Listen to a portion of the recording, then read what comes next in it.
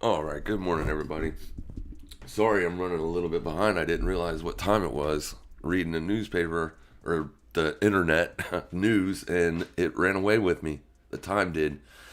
All right, so let's go ahead and look at this. This is the year. This is this year. So you can see that in Q1 inflation was setting like at around close to 2%, which is basically where the Fed wanted it to stay. Q2, we had a surge of inflation. It went up 0.8%.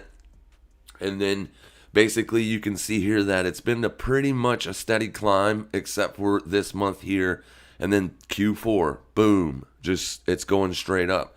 What the Fed is mostly afraid of, and what most investors are afraid of, is runaway inflation. They know they can hike rates and they know they can control the inflation. The problem is hiking enough or just enough just to basically get the inflation under control. Because what they don't want to do for sure, what they do not want to happen is for this bubble to pop, right? I mean, if they hike too much, too quickly, then you're going to see this thing come off pretty big. I was actually trying to compare the inflation rates to like past SPX data because this asset, the SPX, goes back a long time. So you can actually look at all the way back to, I can't remember when, here 1940. You can see that where we are now compared to where we have been in this country is like not even close. Like over here in 1980, we went up to 15. So, yeah. So we'll see what happens, guys. I'm not assuming to know what the Fed's going to do, right? Nobody knows what the Fed's going to do, and you can't really make assumptions as to what's going to happen. But what we can do is we can basically, look for key areas of where support and resistance should be, and then look to potentially enter trades at those places. So Saturday's video is discussing about how when price is in price discovery, how it makes runs above old highs and old lows. And I basically I went through this whole thing showing you that once this high was put in, this low was taken out with this swing, and then this high was taken out there, and then we came down here with this swing low and took out that. Then you traded up. So initially, when we were reaching back to the upside, I had a target of 51,995. Well, then Binance news came out on Sunday, and that totally destroyed any plans for that happening. Right? Binance deciding not to, or to close down its doors in Asia. So I guess that's what news caused that, because that's the only news that came out. It was breaking news, and as soon as the breaking news came out, Bitcoin started to dropped like a bad habit. But here, there's that swing low right there. There, we got it. So now the question becomes, do we go all the way back up to 51,995, or is that good enough for price? And prices, even though it is in price discovery, is it finding more supply overhead than it is demand beneath, right? So we did take out that low. So basically right now what I would be looking for is for Bitcoin to trade slightly higher. If Bitcoin does go up and then finds resistance and we take out this swing low, then the areas that you're going to be looking for support are much lower, right? Much lower. And that's not what we want to see. We do not want to see that if we're bullish on Bitcoin. Here's the March 2020 swing low. This is the trend line that I spoke of many times on Twitter and everything else. No weekly closes below this trend line since the March 2020 sell-off. You have not had one weekly close below that level. But here we are, right? Last week we traded down into it, closed green, and then this week we've taken out last week's low. Boom, boom. So if price is going to head higher, now would be a good time for it to do it. The problem is now it starts to look like you're going to be looking for a short. Excuse me. Now it looks like there's an opportunity to possibly look for short side setups, looking for potential entries at 49,484. So yeah, I mean, there's that. This was a nasty day. Nasty day. The fact that we came up, it looked like the target was going to be hit, and then we just basically rejected right off of resistance. So this is my problem with news. Chances are news is just going to help price go where it was already heading in the first place. I mean, is that I don't find that not normal, right? For price to go up, hit a technical level, you're in a downtrend, a near-term downtrend.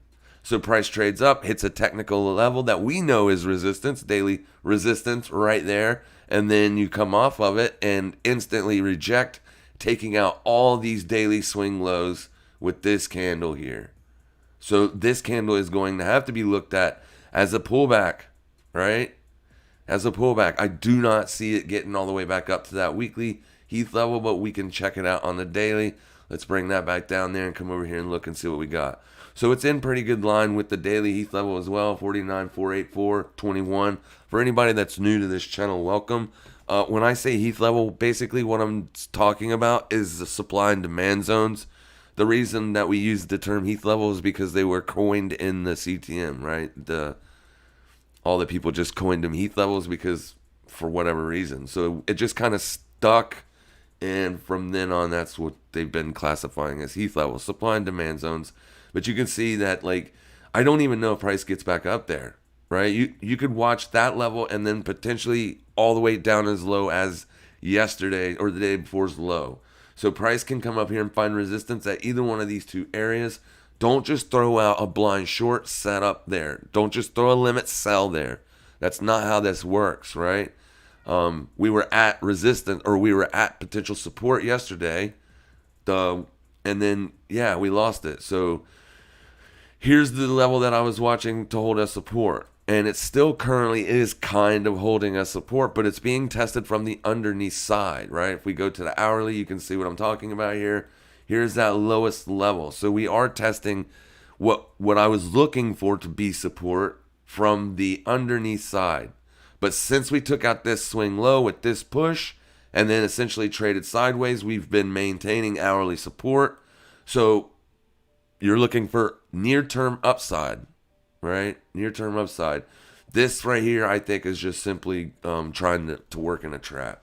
If you get an hourly close below 46,660, then you can look for lower targets, preferably this one right here. So we'll see what happens. But I don't think I'm going to be looking for near-term shorts just yet. Main reason is I hate shorting assets that are off so much. Bitcoin's off way over 20% from the highs. Sorry, I didn't mean to beat the microphone up. Here, we're down 38% to that swing low.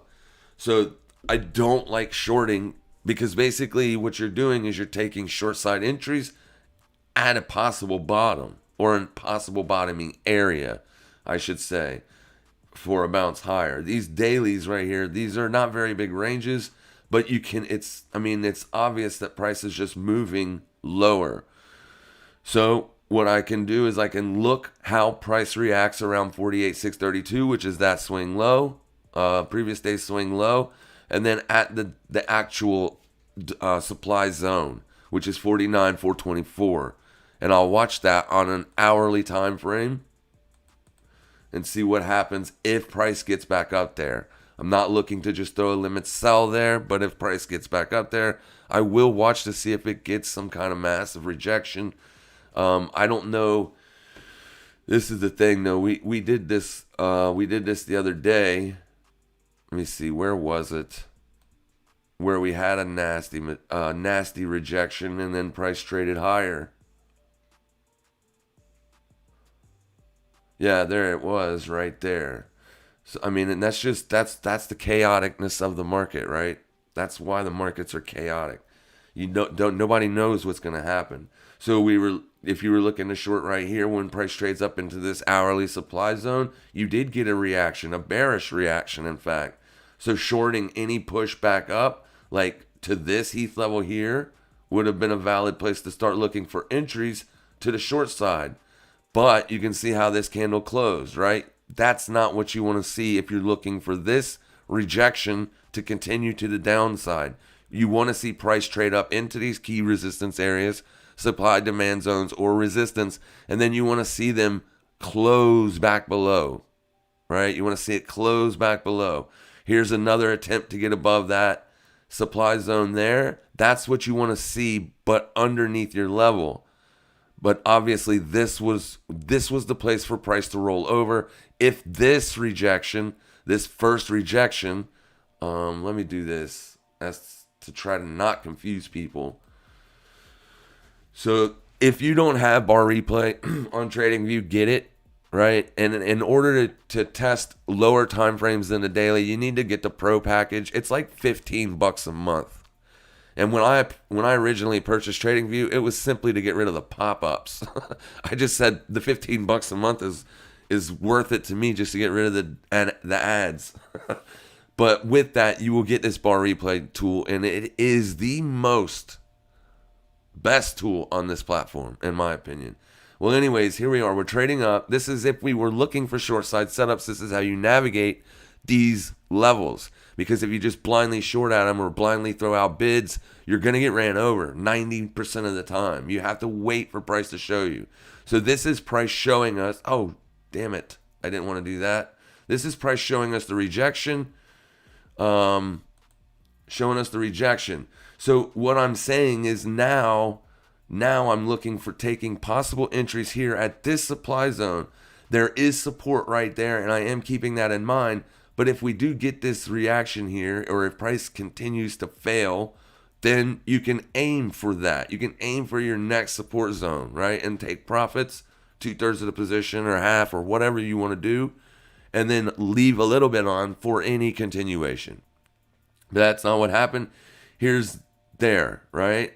There, bam. There's your close above. That tells you the only way that this isn't going to keep going higher is if you get a bearish engulfing on the very next candle. And that will happen. But most of the time, what I've noticed in my career is that usually happens around the New York Open, right? Where we get an hourly close above a level that we're looking to go short at in the FX market. So, the safest trade is to not go short. That's the safest trade. And then the very next candle be an engulfing back to the downside, basically showing that previous close was a trap. That's all it was. It was just a trap. But in this case, it was not. All you got to do is wait one more hour and you will have your answer. There it is. Boom. You're making a higher high and a higher low. So price is now trending higher. You are above the level that you were looking to go short. So I'm not looking to take a short at this price area no more. Simply because this should have been the rejection, right? And that's not what happened. There's a wick above, and you closed above. You're inside of the supply zone. So now if you're still trying to bat this thing short to the downside, you've already taken, 1, 2, 3 losses. And price is simply telling you you're wrong, right? You're wrong. So this is the reason why I say don't just blindly take short positions or longs on levels that I discuss, because I don't know ever if price is going to stop there. I know where the levels are for price to possibly stop there, but ultimately price is going to be king. Price is going to let us know where it's going or what it's not going to do, if it's going to stop at that level or not. So let me go to pound USD real quick, because there's a beautiful example of this playing out. So over the weekend, I did a video for the members and the channel members and Patreons, and I was talking about looking long the pound, right? Because it's so stretched out to the downside, and then this big bullish pop right here. But we also have to keep in mind that bullish pops usually get shorted in downtrends. But yesterday, here it is, 8 a.m. in the morning. You got a nice big bullish engulfing, but you didn't close above. Then your next hour, you go right up and you touch this supply zone. Look at the reaction. Instantaneous almost, right? Instantaneous. That's what you want to see. The safe way to do this is to wait for this bearish candle to get below this candle's low. You can still take that short. You can still take that entry. It's not going to be a top tick. It's not going to be as sexy as getting your entry there, but it's a safer way as to not get ran over all the time, right? You get back below the low of this candle, you have a sell stop order there to enter you into the position, and then your stop's going to be wider, So you're not going to make as much money on the position, but that's okay. It's not about how much money you make on these trades. It's about taking consistent wins, small, consistent gains over time. Your money will compound. If you make 1% per trade, that money compounds over time. 1%, 1%, 1%, 1%. I did a study when this YouTube channel first started off, and I basically, if you have a $300 account, where these were the measures anyways, you take a $300 account, you put $20 a week in the account. So therefore you are already compounding the account's balance just by depositing $20 every single week in it. And if you make 1% per day, per week, that's 5% per week. That's massive. You can double an account every 39 days. That's how compounding works. It takes 39 days to double an account. Do not swing for 1% per day. That's very difficult. Very difficult. In fact, I don't know many people that do it consistently. All right? But that's beyond the scope of this. I just start ranting and my mind just goes crazy. But anyways, you don't have to, you can let that, that's the safer way. You can get a 2-to-1, right? There's your 2-to-1. And you can see in this scenario, it hit it. So that's a profitable trade. And you took it the safest route. The safest route. I didn't take this trade. I didn't take any trades yesterday. Now, my boy Aaron let me know that this is a different data feed. This is Forex.com's data feed. So he said that hourly heat level isn't even there on Oanda's data feed. And it's not. But look what it did, right? So the hourly heat level is not in there. But you have hourly resistance, right? That's what we're looking for. We're looking for hourly heat levels or hourly resistance. And the same to the downside when we're looking for bullish entries. We're looking for demand zones and we're looking for support. So here is your resistance, not because I said it's resistance, because price did. That's your objective resistance. Price trades up into your objective resistance and boom, to the downside. All right. So, I mean, it wasn't exactly, but the play worked out the same regardless. The levels are the levels. I mean, you're looking for resistance and you're looking for those demand zones. And not all the time does it work. Absolutely not. Everything works in trading, just not all the time. But that was a perfect example. So basically, that's what I was looking for, or would have been looking for. But since we got those hourly closes above the level, then I'm no longer looking for it. So right now, what are you doing? What are we doing for Bitcoin today? Well, today's Tuesday. The Fed speech is tomorrow. So price is probably going to do pretty much this until then. On Bitcoin, on most of your FX pairs and some stocks, right? Your low floaters, they don't really care what's going on in the world. But most everything is going to be trading pretty much sideways, waiting for that Fed decision or what the Fed's going to do moving forward. They're probably going to announce how fast they're going to taper and when they could be looking for the first rate hike. There are a lot of people out there saying that the Fed cannot do it. They cannot taper. They cannot do it. And I'm here to tell you, yes, they can. Yes, they can. And chances are they will. The Fed has been talking about taper for a long time. Not Jerome Powell, but other Fed members have been coming out and started to say, oh, taper this, taper that, in the news, giving sound bites to news organizations, basically saying that taper is coming. Taper is coming. Taper is coming. And then lo and behold, our last Fed speech, Powell said, yes, we're going to look to taper. We're going to wait for this last jobs number to see where we go from there. Last jobs number wasn't that great. So is the Fed's going to continue to taper or not? I think they do. They got to get a control of this number, guys. They cannot let this number just keep skyrocketing to the upside. Someone asked me on Twitter, what about deflation? I'm going to answer you right now. Don't worry about deflation until you get below zero, my friend, because deflation is the exact opposite of inflation. And right now we're heading in the upwards direction. We are trending to the upside with the inflation prints.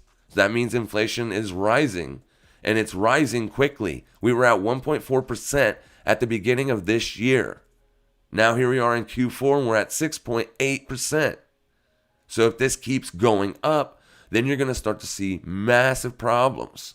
You definitely want to stay away from stocks like airline stocks, like cruise liners. You want to stay away from stuff like that. You want to look for value stocks, a couple of them. You want to find those really good inflationary plays, the ones that have worked out in the past. I love Bitcoin. Absolutely love it. It's my favorite asset, right? It's my favorite. No other asset trades like this thing does. And it's at $48,000, right? Per Bitcoin. That's insane. It's had if you just look at it over its entire history, it has grown almost 300% year over year. Bitcoin's only been around since 2012. It's a very new asset. Bitcoin wasn't around the last time we were running into inflation. So it's never been tested. It's never been proven as an inflation hedge. I think Bitcoin eventually will be the inflation hedge because that's what Bitcoin was designed for. It's designed to give people an escape out of fiat. That by its very definition can make it an inflation hedge just to get away from inflation. Just go to Bitcoin. But right now it doesn't have a big enough market cap. It doesn't. I mean, gold's at $7.5 trillion. For Bitcoin to do that, you're going to have to be at $400,000. And I don't see that much money coming into Bitcoin due to inflation risks, right? Not yet. It has to be proven. I'm going to keep my Bitcoin. I'm not selling my Bitcoin, never. I'm buying more. I'm always looking to buy more, right? But it's not the overall. I don't have 90% of my wealth in Bitcoin. That's the difference between me and some other people. Some other people have all of their money in Bitcoin. Every cent they have is tied up in Bitcoin. They even use it to buy coffee and stuff. I have no problem with that, but you have to manage your downside risk. A 50%, if you have 100% of your net worth in Bitcoin, a 50% drop in Bitcoin means that you just lost half of your money. Half. So if you're a millionaire and you lose 50% of it, now you're back down to a little old measly 500,000-aire. So I think Bitcoin will be this thing in the future. It's going to be fantastic. It's only 12 years old. It's new. It's a brand new asset. So just be very careful and mind your downside risk. Jerome Powell can come out tomorrow and be like, no, we're just going to let inflation go crazy. We're not going to taper. We're going to keep this balloon bubble blowing. He could say that, or he can come out and say we're going to start looking for rate hikes as early as Q2 2022. The markets, I don't know how they're going to react. There's a myriad of different ways they can react. They can react positively because, yay, they're getting control of the inflation. They can react negatively because hiking interest rates isn't good for rising asset prices. So we don't know how it's going to act. So we'll just have to keep an eye on it, see what he says. Let's get the data first before we make any rational decisions and see what happens. But we can still look for day trades, right? Day trading doesn't affect the macro. I can take day trades no matter what's going on in the world. Absolutely. But right now, Bitcoin, I'm looking for it to kindly trade sideways to up a little bit. And those are the two prices that we're going to look for to see if it holds. If we get above that, then I'm going right back after that $51,000 target. Right? If we get back above this stuff up in here, yeah, I'll be looking for that target. For right now, my target is that $48,788. That's my target near term, like today and into tomorrow. I don't think it's just going to drop now that it took out that low. Now, the weekly low is the main low, but that's a long ways from price. You're still in the middle of this massive range. So it looks pretty terrible, but you're still in the middle, right? Let's get the daily in there so that way we know exactly what we're looking at. So that's the daily candle we got to break out of. This daily's range. That's the one. That's the main one. And you can see price is almost dead center of that range. Even though it took out that low, it's still just dead center of the range. Very choppy, very difficult trading. But we're gonna watch it. That's gonna be my areas to look. 48 grand, that's what I'm looking at. It's only $1,000 away, but that's a pretty good move in any other circumstance. So yeah, that's what we're gonna take a look at. Let's go look at Euro USD because I was running so massively late this morning.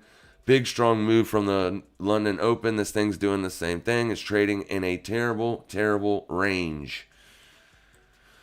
It is making a bear flag. Not a pattern trader, but I let you guys know when I see them, and there it is, right? There is your bear flag. It is definitely making one. There's no doubts about it. See that? That's a bear flag.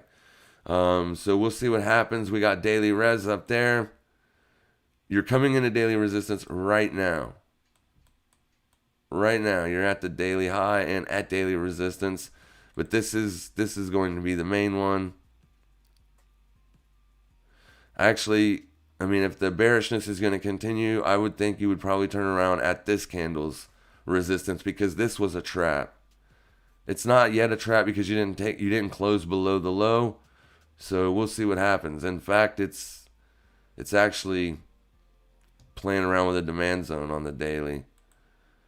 It's just another one of those things. I hate taking short entries when an asset is so stretched out to the downside, but I don't like to buy it either because that's what retail does. Retail's always trying to pick a bottom, and that's what keeps these trends going. Retail tries to pick a bottom, and then boom, it just continues lower. So right now, resistance on Euro USD is 1.13164. There's nothing to do for us because it's trading at the high of day. Am I gonna look to take a short there? Nah, not in front of FOMC. That means I'd have to set in this position till tomorrow. And I'm not looking to do that. Chances are you're gonna get a spike all the way up here to take out that wick high, and then you're pushed lower. Unless it likes the numbers or it likes what Fed says, this specific asset, and then you spike down and take out the swing lows, and then you move higher. So right now it's at resistance. You can see that it's trading there. I mean, it's right there.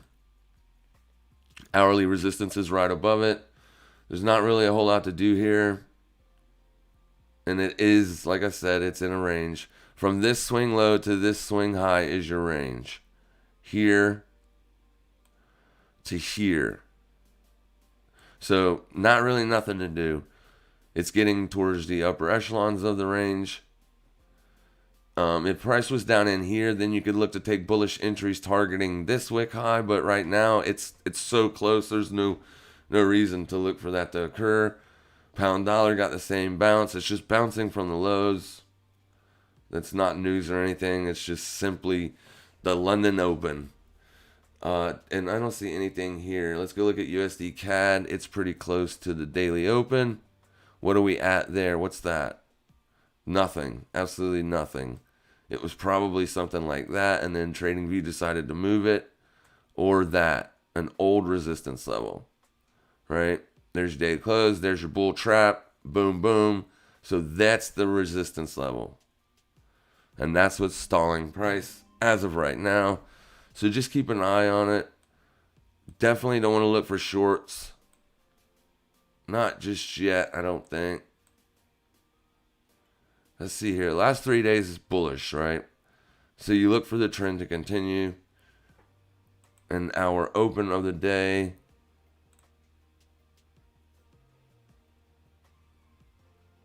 is there. All right. So there's our open. And it seems to be holding. This is one of those scenarios, though, where you're above the open, so you're green on the day, but not by much. And you traded, last night, you traded into down past support.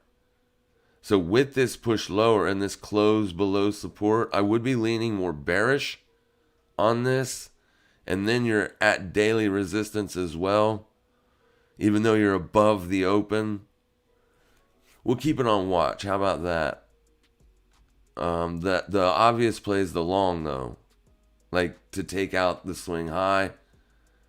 But that probably occurred on this move here. Yeah, it's a difficult one. That's for sure. Let's go out and look at the 4-hour chart real quick. So you just had a massive move to the downside, and then you've just essentially retraced it. And there's also a 4-hour Heath level there, so let's use that one instead of that daily. That puts us up in the area higher. Yeah, I mean, there's 2 hours left on this candle's close, so if it closes back above this, then I would say the long is the trade to take, because it's been moving higher. The last few days has been bullish. The order flow's been bullish.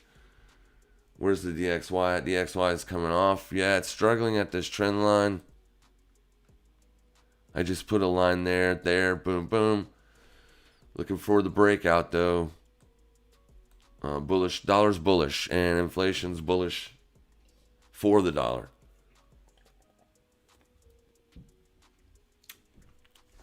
Technicals look like it's going to be a bullish breakout.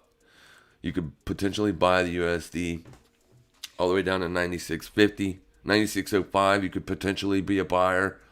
So let's translate that into euros. So it's up there. I don't know, man. I don't like that. It doesn't look like dollar at all. I mean, yeah, it's potentially at resistance, but I just don't want to short it because it's got bullish momentum today. But the short looks like it is the play. I mean, it's at the daily high, so just leave it alone. We'll find something. Let's go out here and look on my Forex. Let's see if we can find something. Let me just Clipper 70. Hey, he thoughts about FOMC being a potential sell the rumor by the new situation. That's possible, man. The thing is when high impact news events happen, they usually run both sides of the market. So like it's almost impossible to get situated today or even at the beginning of the week, because price will generally make swings, like high swings and low swings. But then like last time we had a FOMC meeting, the euro was trading literally for like a week in a range, just up and down. And then that happened and it swept the lows and the highs. And then the move was lower eventually. So, I mean, it's almost impossible to take a position trying to position yourself ahead of the news. Like the short that I took on pound yen, I was getting ahead of it because basically they've been talking about it for a long time. And I did close that position, by the way. The reason being is because I can put that capital to work somewhere else. It's chopping sideways down here. See, look at these piano keys. I don't like when price is doing that. So for 2 weeks, this thing's been just doing nothing. It's not going higher. It's not going lower. So instead of just leaving that capital setting in there, and plus when you're in a swing trade in FX, you are paying carry rate. You got to keep an eye on that. So basically, if price is not going anywhere, if the carry rate is for the bullish side, then if you're long, then you're going to be paying those rates. So that's going to come right off your P&L.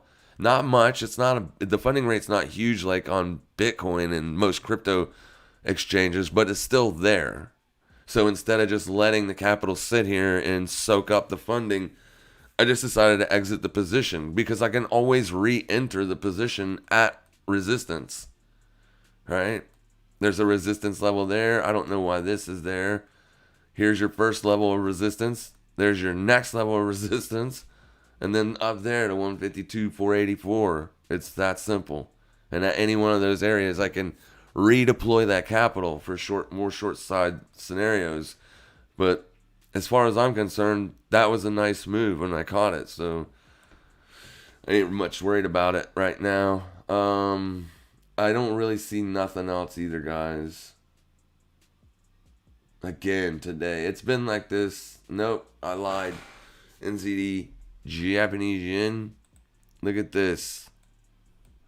Order flow's bearish, and you got plenty of room down to support. You're not right into support. You did take out yesterday's low already, so that kind of sucks.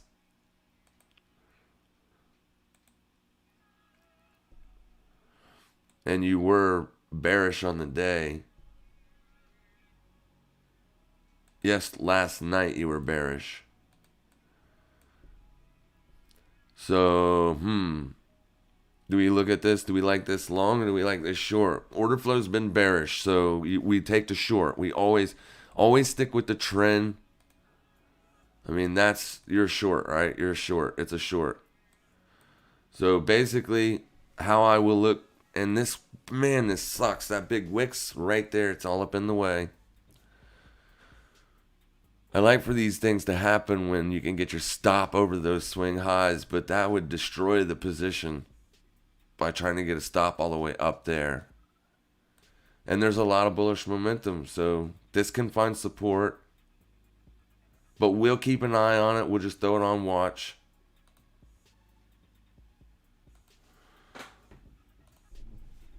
NZD Japanese yen. We'll just keep it on watch. Let me get rid of yesterday's plays. None of those did anything. What was the one that did do something? It was yen or something. What was it called? NES. That's what it was. Let's go look at that real quick, see what it's doing today. It's probably doing absolutely nothing.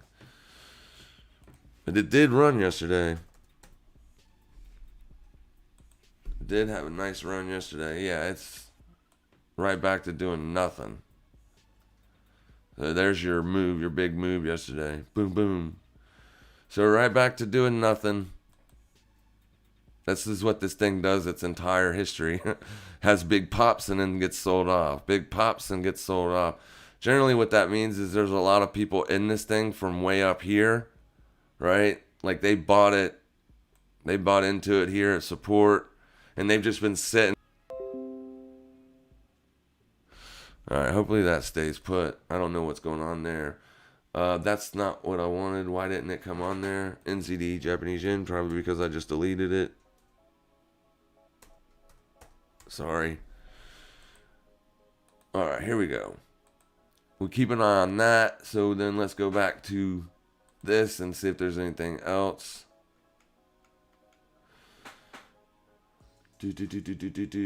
Euro pound potential.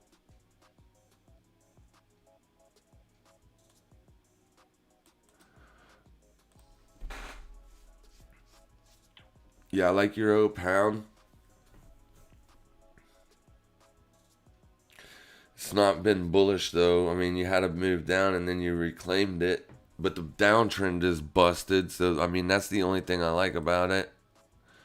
That one is busted. And then if you were to take it something like this, it's broken that way too. So either way, the trend is broken. Overall, what's it look like on the daily? Not great. It's above 50 on the RSI, so bulls are in charge of it. Oh, wow. And the only thing that's up there is the 200 exponential moving average. So, I mean, all your moving averages are below it as well. So, I mean, potentially we can look for this as a long. And this is probably the area where you would be wanting to buy it. There's no level there other than the open. So, because of that, I would leave it alone. But if it gets down to like a wick to that, I don't think you would get a wick down there. Or if you did, I would be a little bit nervous about the long. And you did take out the swing high already. Damn it, that sucks too. Because once you do that, then the probabilities just go right out the window. Because that's what you're generally aiming for. I mean, it didn't take it out completely, but I mean, it's close enough. Yeah, it did take it out. You did take it out. And that's why you're seeing a rejection.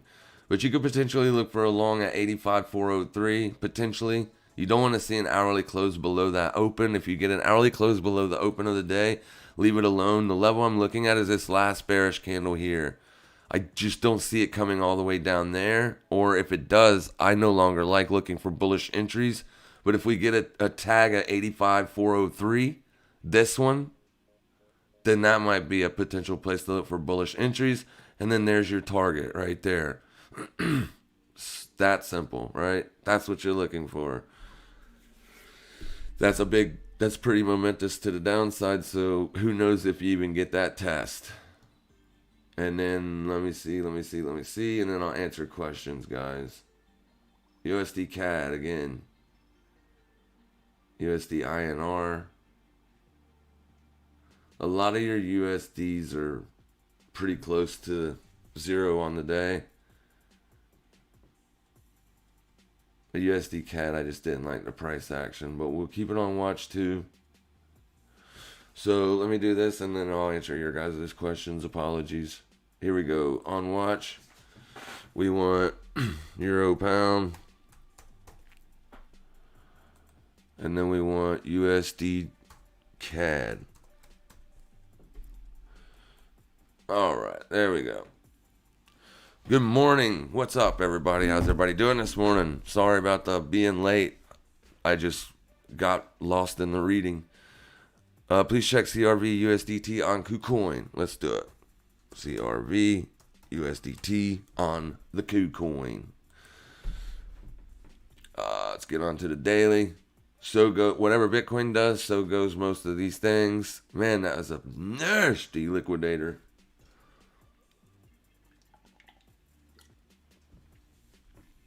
You're in a steady downtrend to the downside. Steady downtrend to the downside. Really. Yeah, you're moving lower. You took out support here, but that's exactly what... I mean, the price action looks almost exactly like Bitcoin's. There was daily support. There's your break of it. Get right back above it. Then, ugh. So, I mean, it's difficult trading. But, I mean, if you're looking... You did get a lower close. The dailies look okay as far as liquidity. So, I mean, watch $3.57. That's where you're potentially going to find a rejection.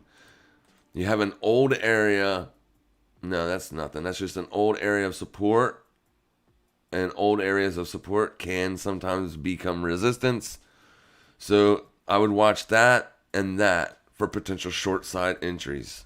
If you're looking for entries, just understand that you're taking a short into support. You're right in it almost. Can it bounce from here? Well, I would need it to get above that trend line first, that before I'd start looking for bullish entries. Because what it can mean, it doesn't mean it always, right? I've seen assets break above these trend lines and then fall right back below them. It doesn't mean that it will go up, but it does give you a better chance as that downtrend has been broken. It just sets the probabilities a little bit more on the long side of things. So I would need that to happen before I'd even start to look for longs. Here's your daily RSI. You're set below the 50, so the bears are in charge of this asset. And you're at the 200 exponential moving average, and I think that red line is the 120. I don't know why it's red. It's supposed to be yellow. Why are you red? Not yellow, but orange. Thank you.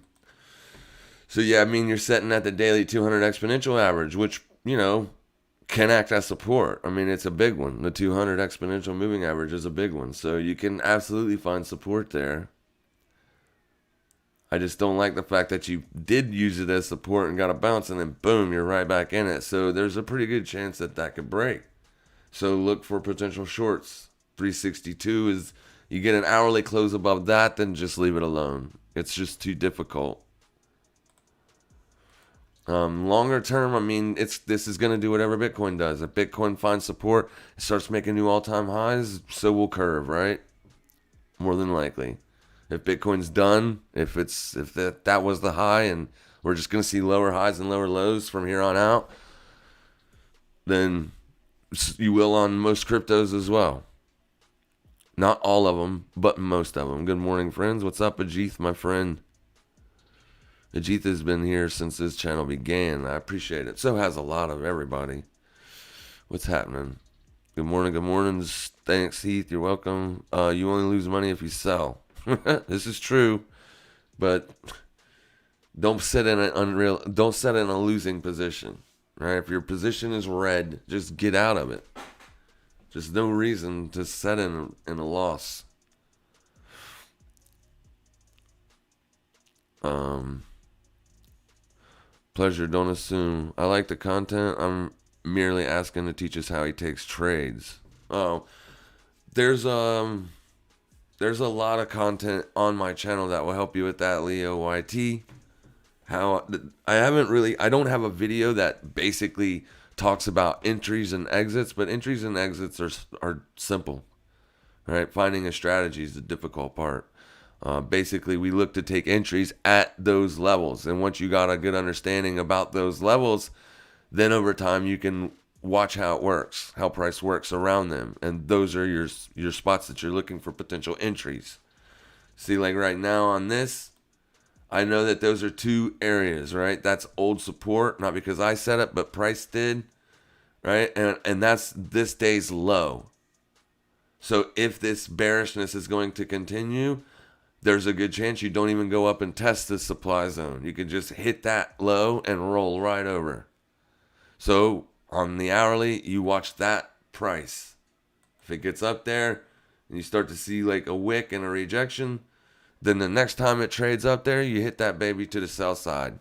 Bing. There's your stop over something. That's it. Entries are easy. Good morning, Heath. Thoughts about Aussie dollar? Possible short if it closes below the 1 hour support. Let's go look at it. I keep beating the crap out of the microphone. I apologize about that too. Bonk, bonk, bonk in the eardrums. Potential short. Yeah. Yeah.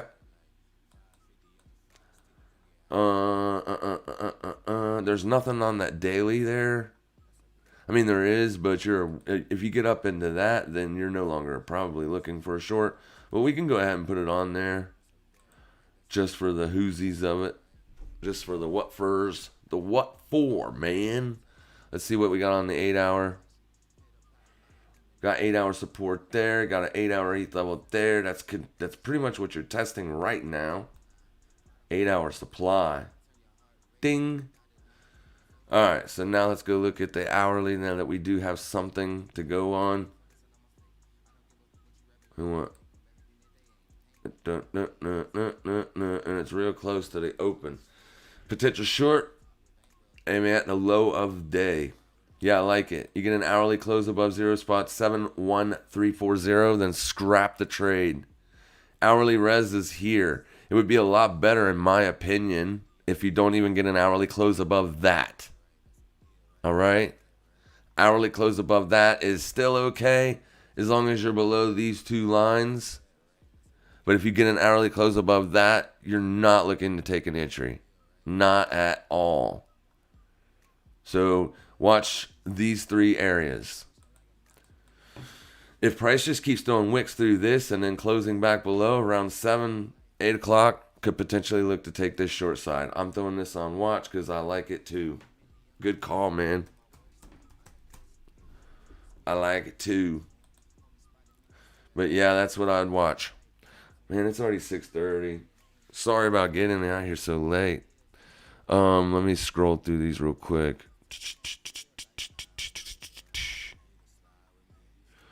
It doesn't look like...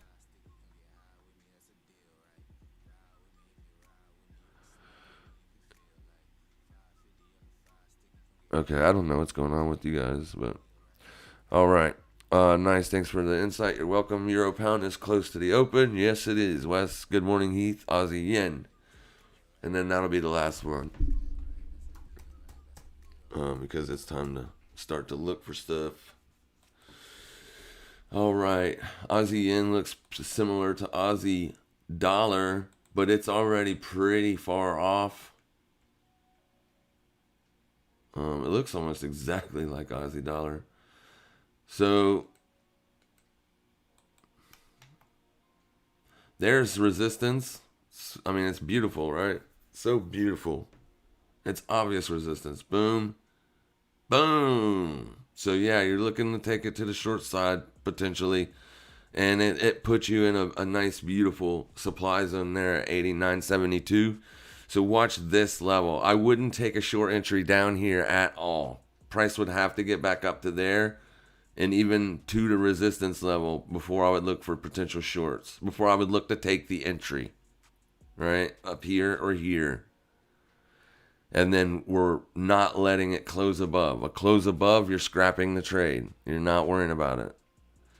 But if it goes up and tags that level and then rolls over, that's what we want to see. And you can watch it on 5 minute, man. You'll know really quickly, more than likely, in 20 or 30 minutes tops if it's going to go above it, right? You start getting 5 minute closes above the level, then you're like, well, I'm not liking this so much now, right? Right now it's just trading sideways. It did have a pretty good rejection up there, hourly resistance, so yeah, Aussie yen and Aussie dollar. I think I like Aussie dollar better because it's not so far down on the daily range already. That's your daily low down there. That's a long ways away. How many pips is that? That's a big trade if that were to occur. 50 pips, yeah, 49 pips. Yeah, I don't know if I would target low a day. I would target this here. This would be my bullish or my take profit region. Because that's a demand zone.